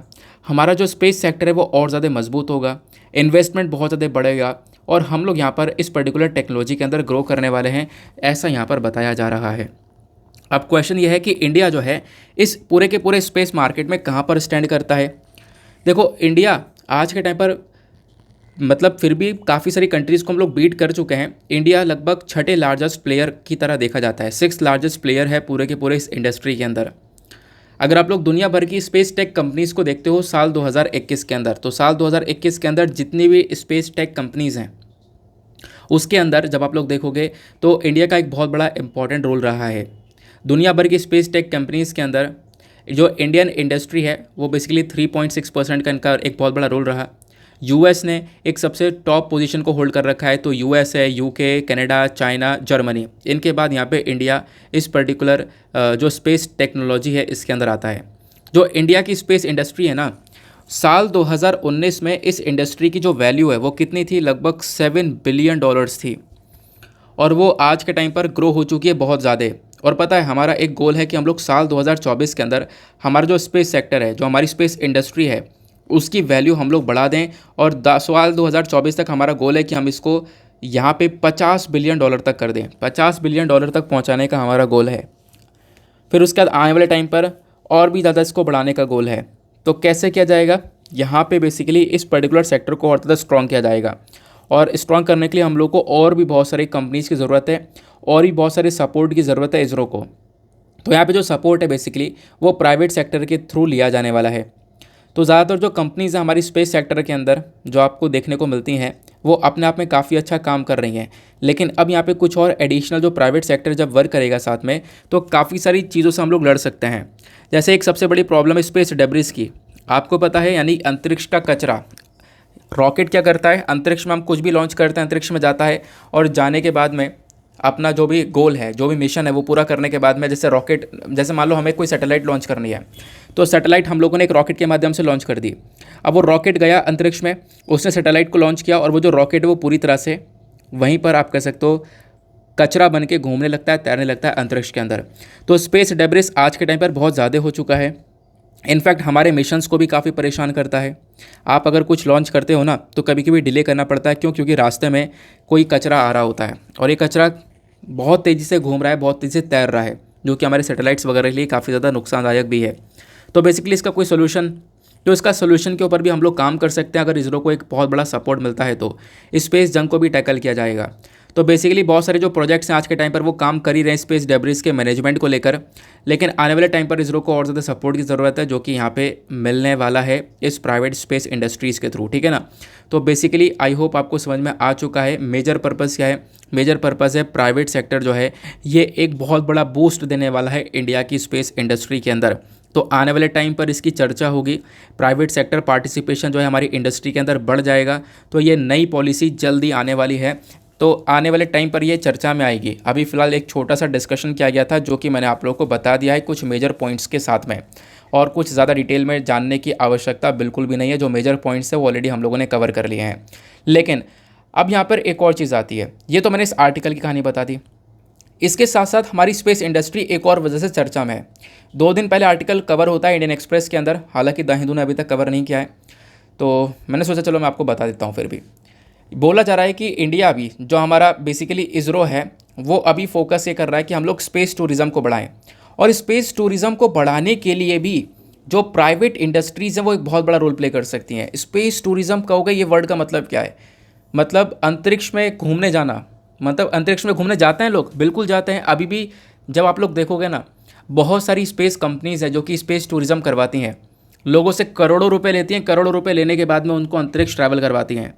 बात ये की जा रही है अगर इसरो इस फील्ड में उतर जाए, जो कि उतर सकता है अगर प्राइवेट सेक्टर का एक बहुत बड़ा सपोर्ट मिलेगा, तो अगर जैसे हम लोग इस फील्ड में उतरते हैं तो ये बड़ी बड़ी कंपनीज़ को, जैसे यहाँ पर वर्जिन गैलेक्टिक हो गया, ब्लू ओरिजिन हो गया, जेफ बेजोस की कंपनी हो गई, ठीक है ना, या फिर आप कह सकते हो कि इलॉन मस्क की यहाँ पर स्पेस एक्स हो गया, और भी बहुत सारी ऐसी कंपनीज़ हैं, इनको इसरो टैकल कर सकता है। रशिया का रॉसकॉस्मोस हो गया, ये सभी लोग कंपनीज जिनके नाम लिए मैंने, ये सभी क्या कर रहे हैं आज के टाइम पर स्पेस टूरिज़्म चला रहे हैं। यानी किसी लोग को अगर अंतरिक्ष घूमने जाना है तो वो करोड़ों रुपए देते हैं, इनफैक्ट 200 400 करोड़ रुपए लिए भी जाते हैं। इतने रुपए लिए और उसके बाद में उसको अंतरिक्ष में घुमा के लिए आए। तो ये जो स्पेस टूरिज़्म है ना, ये इसरो कर सकता है, और इसरो अगर इस फील्ड में उतरा तो सबसे चीपेस्ट वे में वो स्पेस टूरिज़्म करवाएगा और इन कंट्रीज़ को पीछे छोड़ देगा, कंपटीशन जो है वो बहुत ज़्यादा बढ़ा देगा। तो ये बातें भी आपको देखने को मिल जाती हैं। अच्छा, स्पेस टूरिज़्म होता कैसे है, मैं आपको थोड़ा सा वो भी समझा देता हूँ। ये स्पेस टूरिज़्म ना पिछले साल बहुत ही ज़्यादा चर्चा में था। जैसे आप लोग देख पाओगे, 2 कंपनीज तो खासकर बहुत ज़्यादा चर्चा में थी। जैसे ये है, ये वर्जिन गैलेक्टिक हो गया, और उसके बाद यहाँ पे ये ब्लू ओरिजिन हो गया। तो ये ब्लू ओरिजिन यानी कि जेफ बेजोस की कंपनी है। तो इन दोनों कंपनीज़ के बीच में यहाँ पर एक मतलब कॉम्पिटिशन सा चल रहा था, कौन स्पेस में यहाँ पे टूर करवा के आता है। तो दोनों ने यहाँ पर अपना सक्सेसफुली फ्लाइट टेस्ट कर लिया था। अच्छा, स्पेस में कितनी दूर लेके जाते हैं? स्पेस टूरिज़्म का मतलब क्या है? जब आप लोग यहाँ पे पृथ्वी से ऊपर जाओगे तो ऊपर जाते जाते 100 किलोमीटर पर कर्मन लाइन पड़ती है। ये थोड़ा सा गलत मेंशन है। जैसे ऊपर जाओगे तो एक कर्मन लाइन आती है। कर्मन लाइन बेसिकली 100 किलोमीटर तक जैसे आप पहुँचोगे तो वो कर्मन लाइन आ जाएगी, और उस कर्मन लाइन से थोड़ा सा जैसे ही आप लोग बाहर पहुँच गए, मतलब आप अंतरिक्ष में पहुँच गए। तो वहीं तक घुमा घुमा के लेकर आया जा रहा है इन कंपनीज़ के थ्रू। और ये कंपनी ना एक तरीके से ठग रही हैं बहुत ज़्यादा लोगों को, क्योंकि ये ज़्यादा ऊपर लेके जाती नहीं है। वो स्पेस टूरिज़्म के नाम पर स्पेस टूरिज़्म कुछ है नहीं ज़्यादा। अब कैसे किया जाता है देखो, मैं आप लोगों को समझाता हूँ। जैसे एग्जाम्पल लेते हैं, ये जेफ बेजोस की कंपनी का रॉकेट है ब्लू ओरिजिन। इसके माध्यम से स्पेस टूरिज़्म किया जा रहा है। अब ब्लू ओरिजिन जो रॉकेट है ना, इस रॉकेट को ऐसा देखने को मिलेगा, ये रॉकेट, इसके ऊपर एक डब्बा लगाया गया है ये वाला। इसके अंदर 4 लोग बैठ सकते हैं और इनको यहाँ पे स्पेस में टूर करवाया जा सकता है। अब स्पेस में कैसे टूर करवाएंगे इसको समझो। मैंने आपको बताया कि मान लो यहाँ पर ये अर्थ है, अर्थ के सरफेस से जब आप लोग अंतरिक्ष में जाओगे 100 किलोमीटर ऊपर जाना, कितना 100 किलोमीटर जैसे आप लोग ऊपर जाओगे कर्मन लाइन आ जाएगी। ध्यान रखना, इंपॉर्टेंट पॉइंट है, कर्मन लाइन 100 किलोमीटर्स के पास देखने को मिलेगी। तो क्या करा इन्होंने अपना रॉकेट बना दिया, और लोगों से, पता है ब्लू ओरिजिन तो बिल्कुल सच में ठग रहा है। 250 करोड़ रुपये ले रहा है एक जने से कि भाई आप दो और आपको अंतरिक्ष में घुमा के लेकर आएंगे। कैसे घुमाएंगे? ये रॉकेट है पूरा, इसके ऊपर एक कमरा बना रखा है, एक डब्बा बना रखा है, 4 लोग बैठेंगे। अब ये रॉकेट यहाँ से उड़ा, अब ये रॉकेट जैसे ही उड़ेगा ऊपर, यहाँ तक पहुँचा, यहाँ तक पहुँचने के बाद में इस कमरे को ऊपर फेंक देगा। जैसे ही, मतलब ये जो कमरा बना हुआ, कमरा बोल रहा हूँ, ये जो बॉक्स है ना, इसको ये ऊपर फेंक देगा। अब ये जो बेसिकली इसका नाम जो कैप्सूल रखा गया है, वो जो कैप्सूल है, ये इसके अंदर 4 लोग बैठे हुए हैं, है ना, इसके नीचे ही पावर लगी हुई है, ये ऊपर फेंक देगा। अब ऊपर फेंकने के बाद में ये जो कैप्सूल है, ये कर्मन लाइन को 100 किलोमीटर के एरिया को ऊपर हल्का सा क्रॉस करेगा, और थोड़ी देर के लिए, कुछ मिनटों के लिए ऐसे घूमता हुआ लोग वहाँ से देख लेंगे भाई अंतरिक्ष में पहुँच गए हम लोग, बस अंतरिक्ष में पहुँच गए। और फिर उसका नीचे उतरना चालू हो जाएगा। जब नीचे उतरेगा तो इसमें से पैराशूट ओपन होगा, रॉकेट तो धीरे धीरे उतर ही आएगा, फिर ये कैप्सूल जाएगा ऊपर, और कैप्सूल यहाँ पे 100 किलोमीटर से ऊपर गया, हल्का सा ऊपर गया और वापस से नीचे आएगा, और इसमें से पैराशूट निकला, और उसके बाद ये आराम से नीचे लैंड कर जाएगा, फिर लोग निकल ही आएंगे बाहर। ठीक है, तो ये चीज़ें यहाँ पर देखने को मिल जाती हैं। इस प्रकार से स्पेस टूरिज़्म ये देखने को मिलता है। तो ये काम कर करके ये लोग इतना सारा पैसा कमा रहे हैं। तो यही फ़ायदा इसरो को हो सकता है, मिलियंस डॉलर्स इंडिया भी कमा सकता है, इसरो स्पेस सेक्टर के अंदर ये कमा सकता है और इन कंपनीज़ को मात दे सकता है। इनफैक्ट यहाँ पे बोला ये जा रहा है, पॉसिबिलिटी है कि भारत का जो इसरो है ना, ये तो सिर्फ 100 किलोमीटर लेकर जा रहे हैं, हम लोग यहाँ पे 300 किलोमीटर तक लेकर जाएंगे। इलॉन मस्क की स्पेस एक्स यहाँ पर बेसिकली 400 किलोमीटर तक लेकर जाती है। ठीक है, ये बोलते हैं कि हम लोग ऊपर लेकर जाएंगे। हाँ बिल्कुल, आप अंतरिक्ष में आए हो, आपको मून वगैरह थोड़ा सा दिखाई पड़ेगा, अच्छी सी चीज़ें वगैरह नज़र आएंगी। चलो वो तो एक डील है, लेकिन इलॉन मस्क ले भी 400 करोड़ रुपए रहे हैं एक जने से। फिर उसके बाद में यहाँ पे आप देख पाओगे रशिया का रॉसकॉस्मोस जो रशियन एजेंसी है, इन्होंने तो बोला कि हम लोग आपको अंतरिक्ष में ही लेकर जाएंगे, 300 350 किलोमीटर लेकर जाएंगे। और जो इंटरनेशनल स्पेस स्टेशन है, इंटरनेशनल स्पेस स्टेशन के अंदर रशिया का एक सेपरेट पोर्शन है, मैंने आपको काफ़ी बार पढ़ा रखा है। तो वहाँ पे उस इंटरनेशनल स्पेस स्टेशन में 10 से 12 दिन रुक कर आओगे, मतलब अंतरिक्ष में आप आराम से घूम के आ रहे हो, 10 से 12 दिन रुक के आ रहे हो, वहीं खा पी के मौज करके आ रहे हो। तो रशिया का थोड़ा सा और ज़्यादा अच्छा ये पैकेज देखने को मिल जाता है। तो अगर इसरो इस फील्ड में उतर जाए तो इसरो यहाँ पर इन सभी को मात दे सकता है, ऐसा यहाँ पे बोला जा रहा है। तो ये बेसिकली स्पेस टूरिज्म है, लोगों को स्पेस में घुमा के लाओ, खूब सारे पैसे कमाओ। जैसे यहाँ पे आज के टाइम पर ये ब्लू ओरिजिन कर रहा है, ऐसे यहाँ पे वर्जिन गैलेक्टिक ने किया था, ऐसे और भी कंपनीज है। तो वर्जिन गैलेक्टिक, ब्लू ओरिजिन, या फिर इलॉन मस्क का स्पेस एक्स हो गया, रॉसकॉस्मोस हो गया। अब यहाँ पे इंडिया का भी गोल है। अब इसी इसरो को अगर ऐसा काम करना है तो यहाँ पे एक सपोर्ट की ज़रूरत है। प्राइवेट सेक्टर एक बहुत बड़ा सपोर्ट दे सकता है स्पेस टूरिज्म को प्रमोट करने के लिए। आई होप आपको सारी बातें बहुत अच्छे से आसान शब्दों में क्लियर हो चुकी हैं। चलो आते हैं नेक्स्ट आर्टिकल पर। अब देखो यार, जैसे मैंने बताया आज एडिटोरियल ना बिल्कुल भी अच्छे नहीं है। अच्छे नहीं है मतलब आप हमेशा बोलते हो ऐसे, तो मैं आपको एक बार दिखा देता हूँ। देखो पता है यार, पता नहीं क्या हो रहा है कि यार द हिंदू देखो अच्छा आर्टिकल पब्लिश नहीं करता यार, सच्ची मतलब आर्टिकल जो आ रहे हैं करंट न्यूज़ वो तो हम डिस्कस कर ही रहे हैं। एडिटोरियल जो आप लोग देखोगे तो यहाँ पे बात की जा रही है मंकी पॉक्स के बारे में।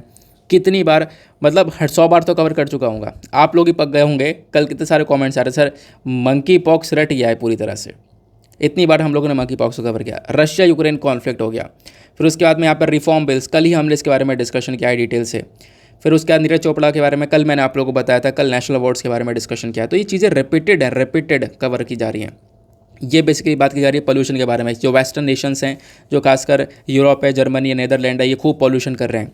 ठीक है, जो डेवलप्ड कंट्रीज़ उन्होंने खूब पॉल्यूशन किया है और अभी फिर से यहाँ पे पॉल्यूशन कर रहे हैं। और दबाव किस पे आता है? डेवलपिंग कंट्रीज़ के ऊपर, भारत के ऊपर और इन जैसी कंट्रीज़ के ऊपर दबाव डालते हैं कि आपको यहाँ पे अपना एक तरीके से पॉल्यूशन कम करना है। भारत को इंडस्ट्रीज़ वगैरह बंद करनी पड़ती हैं, भारत जैसे देशों को। तो वो प्रॉब्लम्स यहाँ पर बताई जा रही हैं। तो मतलब कोई ऐसा इंपॉर्टेंट टॉपिक नहीं नज़र आता है, ठीक है ना, तो आपको ये देखने को मिल जाएगा। बाकी ये एक अच्छा आर्टिकल था, कुछ यूनिक सी चीज़ें थी तो मैंने आपको यहाँ पर बता दी हैं इस पर्टिकुलर आर्टिकल से संबंधित।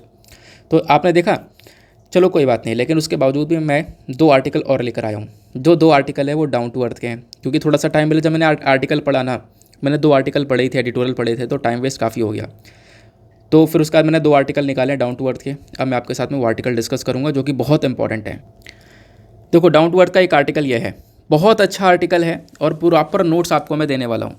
यहाँ पे बताया जा रहा है पार्लियामेंट के अंदर यहाँ पे कुछ चीज़ें मेंशन की गई हैं। बोला गया जो 34% इंडिया का कोस्ट लाइन एरिया, यानी कि इंडिया का जो तट वाला एरिया है, भारत का बहुत सारा एरिया आपको तट पर देखने को मिलता है ना, निचला जो पूरा हिस्सा है वो सब तट पर देखने को मिलता है। जो कोस्ट लाइन है हमारी, यही समुद्र वाली जो लाइन बात की जा रही है, तो 34% जो इंडिया का कोस्ट लाइन एरिया है ना, वहाँ पर इरोजन हो रहा है, वो एरिया बर्बाद होता चले जा रहा है, ऐसा यहाँ पे बोला गया। फिर जो दूसरा डाउन टू अर्थ का एडिटोरियल है वो आपको ये देखने को मिलेगा। ये बात करता है अफ्रीका की पहली मलेरिया वैक्सीन के बारे में। अच्छा, इन आर्टिकल के बारे में अगर पढ़ना है ना तो ये 2 चीज़ें देखने को मिल जाएंगी इन आर्टिकल के बारे में। यहाँ पर ये 2 आपको छोटे छोटे पोर्शंस दिख रहे हैं, ये बेसिकली विजन IAS ने सभी लोगों ने कवर किया था। और ये बहुत अच्छा, मतलब आप ये जो देख रहे हो ना, ये जो एडिटोरियल मैंने पढ़ा, कौन सा वाला, ये वाला जो आर्टिकल पढ़ा है, ये 34% इंडिया का जो कोस्ट लाइन है वो एक तरीके से अभी इरोजन में है, बर्बाद हो रहा है। मतलब भारत की कोस्ट लाइन काफ़ी बर्बाद होती हुई नज़र आ रही है। ये आर्टिकल बड़ा लेंदी आर्टिकल था, बहुत डिटेल से यहाँ पे सारी चीज़ें बताई गई थी, लेकिन सिर्फ इतने से शब्दों में कंपाइल कर दिया। मतलब यार देख के मज़ा आ गया कि इस प्रकार से अगर आप लोग करने लगे कि हर एक टॉपिक को लेकर आपके पास में सिर्फ इतने नोट्स होने लगे कि हाँ ये भाई 8 से 10 लाइनें हैं और यहीं पे आपके 250 शब्द पूरे हो रहे हैं, क्योंकि आपको 250 शब्द ही लिखने हैं भाई, इससे ज़्यादा लिख ही नहीं सकते आप लोग अपने आंसर में। टाइम कम मिलना है, 7 मिनट में पूरा आंसर लिखना है, तो जितना शॉर्ट डिस्कशन रहेगा उतना अच्छा रहेगा। एडिटोरियल से जितने क्रिस्प पॉइंट निकाल के चलोगे, जितना वाइडर एस्पेक्ट रखोगे ना, जितना ज़्यादा यहाँ पे एडिटोरियल को वाइड एस्पेक्ट में कवर करते रहोगे, तो मतलब थिंकिंग एबिलिटी ऑब्वियस सी बातें इंक्रीज़ होती है। वो चीज़ आप लोग को आर्टिकल पढ़ने के बाद भी इंक्रीज़ होगी, लेकिन बहुत सारी फिर पॉइंट्स कलेक्ट हो जाते हैं दिमाग में, उसको शॉर्ट में कन्वर्ट करना, उसको क्रिस्प बनाना बहुत ज़्यादा डिफ़िकल्ट हो जाता है। तो क्रिस्प बनाने के लिए आपको थोड़ा सा काम करना होगा और उसमें मैं आप लोग की हेल्प कर ही रहा हूँ। काफ़ी सारे इंपॉर्टेंट पॉइंट्स मैं आप लोग को नोट्स वगैरह की फॉर्म में प्रोवाइड करवा देता हूँ। तो आज ये एक आर्टिकल है, अब बेसिकली यहाँ पर इसको एज इट इज़ स्टोर करके रख लेना, ये आपको मैं PDF के अंदर प्रोवाइड करवा दूँगा। आर्टिकल क्या बोलता है? आर्टिकल बोलता है मिनिस्ट्री ऑफ अर्थ साइंस, इन्होंने बताया है कि 34% जो भारत का कोस्ट लाइन एरिया है, तट वाला जो रीजन देखने को मिल रहा है, वो बेसिकली वहाँ पे पिछले 28 सालों से लगातार इरोजन हो रहा है। जो हमारा तट वाला एरिया है वो लगातार एक तरीके से धीरे धीरे बर्बाद होता हुआ नज़र आ रहा है। इरोजन क्या होता है आगे मैं आपको बताऊंगा। कोस्टल इरोजन की यहाँ पे बात की जा रही है, जो कि कोस्टल वाले एरियाज़ होते हैं। तो ये बेसिकली हेडिंग है। अब हुआ क्या, जो national centre for coastal research है NCCR, ये basically ministry of earth science के अंडर में आता है। तो इन्होंने इन सारी चीज़ों को मॉनिटर किया कि हाँ वाकई में इरोजन हो रहा है। लगभग 1990 से जो है लगातार इरोजन हो रहा है, और कुछ डेटा वगैरह भी कवर किया गया।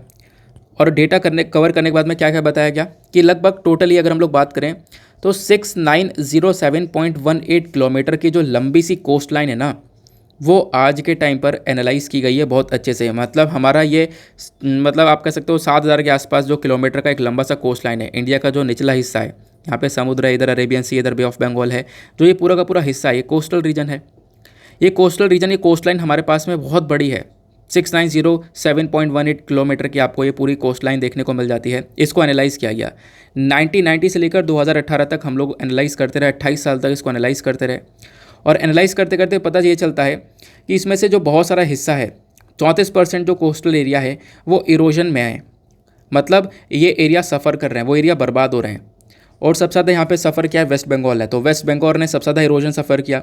वेस्ट बंगाल के बाद में केरला, तमिलनाडु और गुजरात ने यहाँ पर इरोजन को सफ़र किया है। अच्छा, अब ये तो बात हो गई यहाँ पर न्यूज़ की। अब बात करते हैं कोस्टल इरोजन आखिरकार होता क्या है। देखो, कोस्टल इरोजन को हम लोग डिफाइन कर सकते हैं as a long term removal of sediments and rocks along the coast line.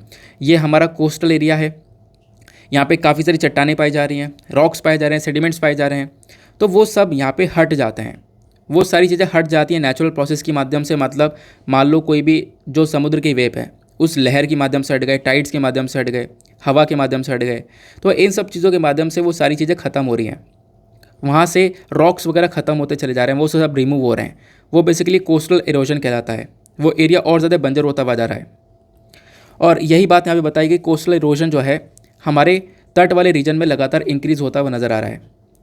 और अगर national assessment of shoreline change along Indian coast के अकॉर्डिंग बात करें, इनके अकॉर्डिंग अगर हम लोग बात करें तो ये कोस्टल इरोजन हो क्यों रहा है, क्योंकि यहाँ पे बहुत सारी ह्यूमन एक्टिविटीज़ हो रही हैं, इंसानों की काफ़ी सारी हरकतें देखने को मिल रही हैं। जैसे कि यहाँ पे कोस्टल एरियाज़ में कंस्ट्रक्शन चल रहा है, तट वाले रीजन में बहुत सारा कंस्ट्रक्शन हो रहा है, खुदाई हो रही है, सैंड माइनिंग की जा रही है, रेत निकाला जा रहा है। ठीक है, तो ये बेसिकली कहीं ना कहीं कोस्टल इरोजन को और ज़्यादा बढ़ा रहा है। अच्छा, कोस्टल इरोजन होने से कोई इम्पैक्ट पड़ेगा क्या? बिल्कुल इम्पैक्ट पड़ेगा। सबसे पहला इम्पैक्ट क्या है, जो एनिमल और प्लांट हैबिटेट्स है वो सब बर्बाद कर रहे हो।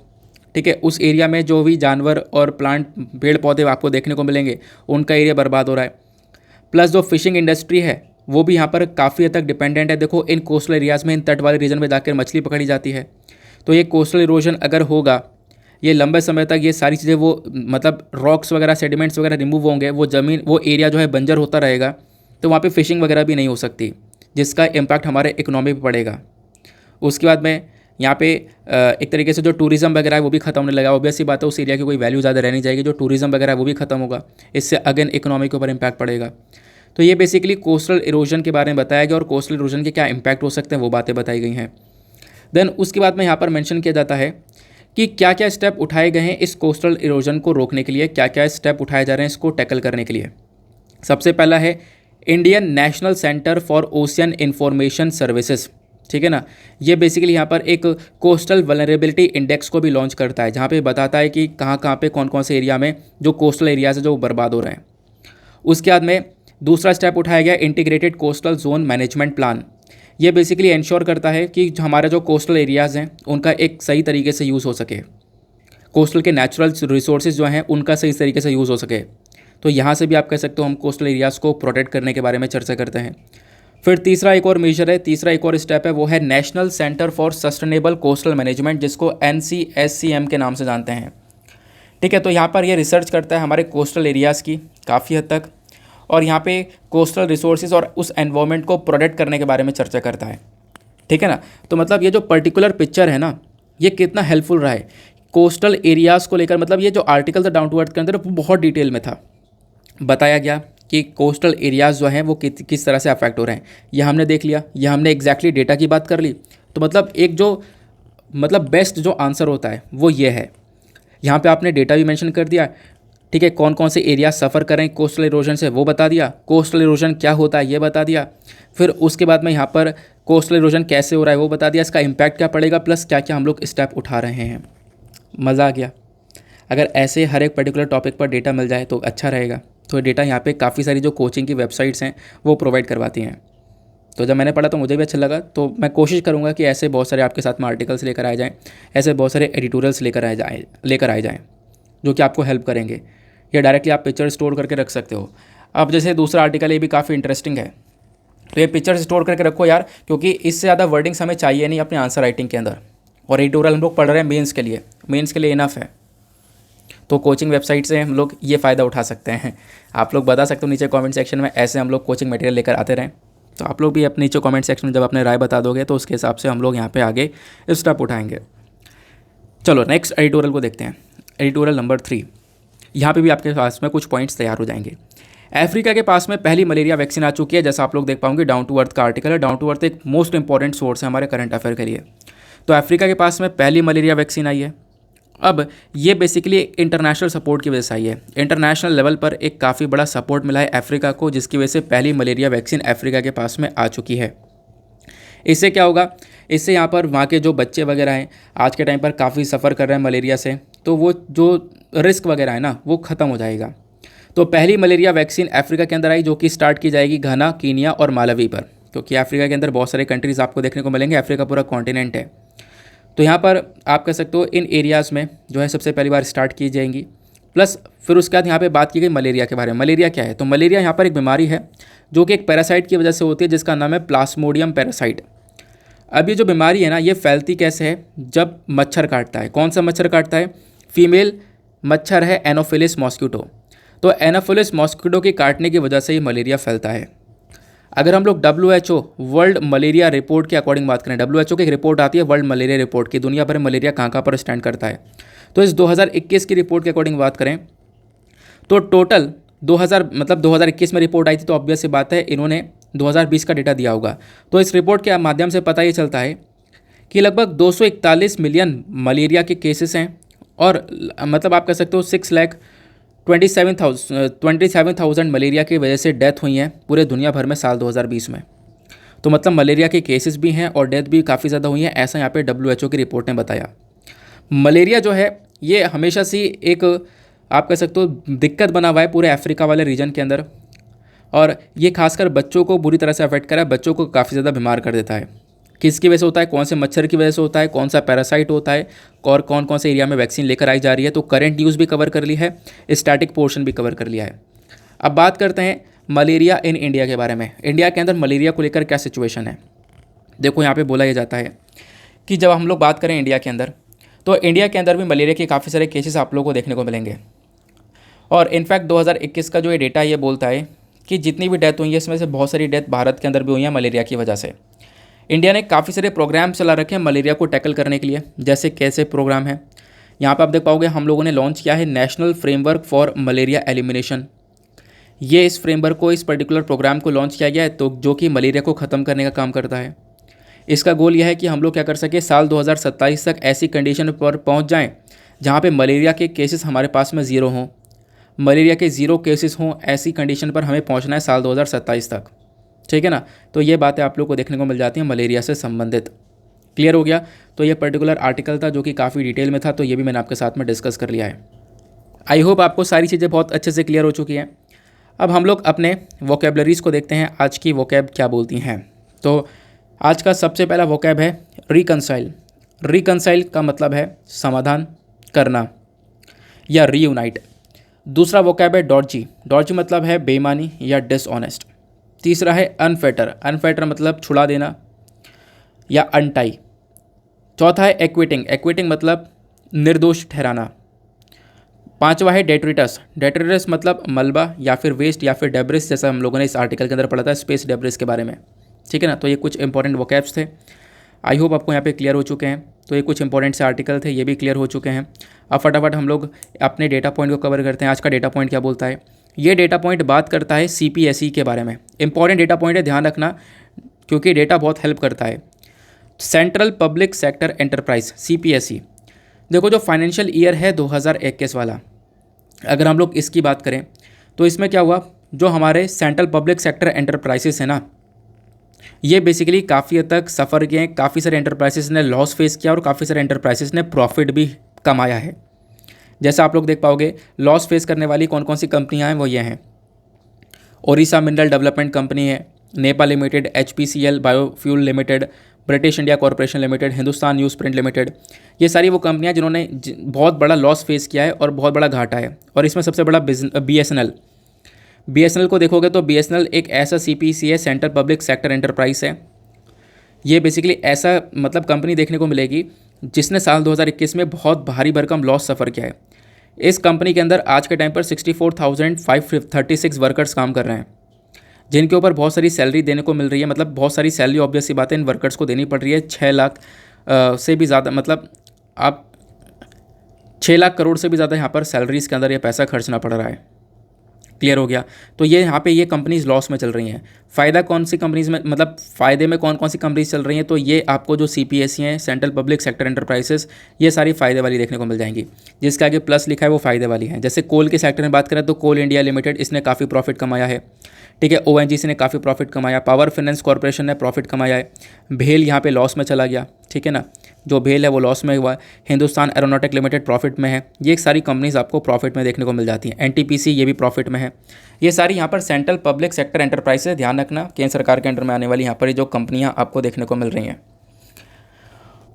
Public sector enterprise. ठीक है ना, तो ये बेसिकली बताया गया कि काफ़ी लॉस फेस किया था, लेकिन अभी के टाइम पे काफ़ी सारे जो ग्रुप्स हैं वो वापस से रिवाइव कर रहे हैं।